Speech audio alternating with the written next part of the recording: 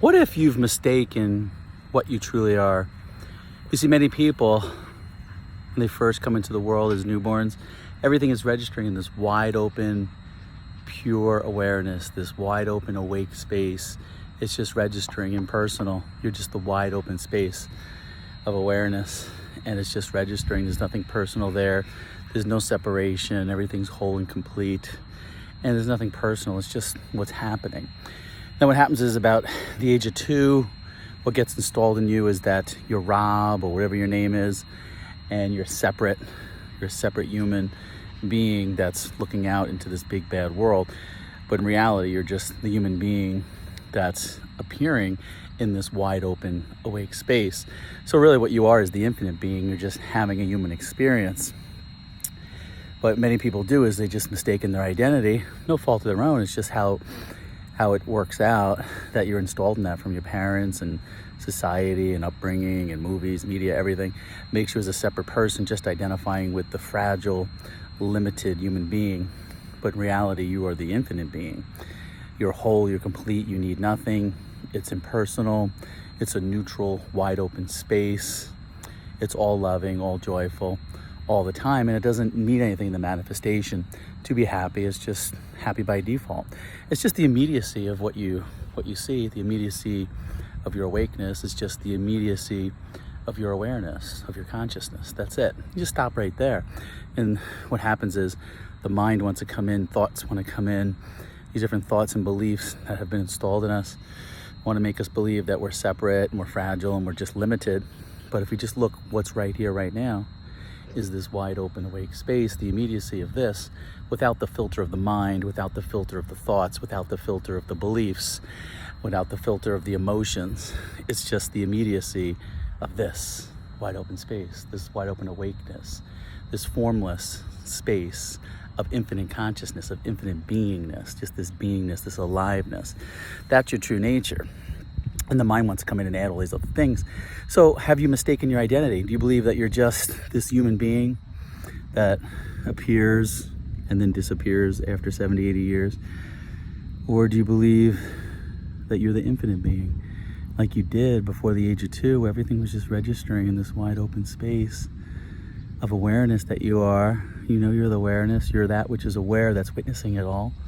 That's formless, that's impersonal, that's neutral space here. Have you mistaken your identity? Most have. Can we wake up to that and just shift our identity from identifying with the human being to the infinite being?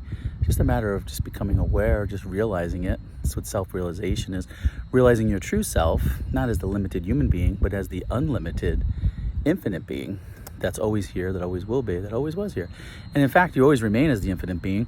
It's just that your identity is going with the human being, so then now you're having life experiences as being a human being, which is nothing wrong with that. You can actually improve the human being's experience when you're identifying with the infinite being, because as the infinite being, there's unlimited possibilities. The infinite being is formless, it's all loving, it's all joyful, it's impersonal, so it's nothing personal going on, it's self-sufficient, it has everything it needs, unlike the human being, which is dependent on different things. You know, you got to feed the body, you got to, work it out, then you have to deal with the thoughts and stuff, and the thoughts come and go within you, the infinite being. The manifestation comes where? Within you, the infinite being, within this wide open, awake space. Everything is happening from right within this infinite being, this loving being. It's unconditional love is what it is.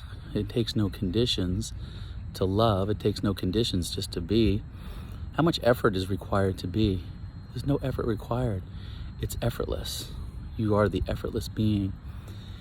Whatever's effortless in being and whatever's effortless in just being alive, how much work did it take you to create this aliveness? How much work did it take for you to create this breathing? How much work did it take you to create this earth, to create everything you see in the earth, to create all these bodies, to all the scenery that you see? You see, it's effortless. You're just the effortless being. That's your true nature. And then the mind comes in and puts labels on everything. But really, you're already whole. You're already complete. You've just mistaken your identity with being a separate individual, a separate fragile human being.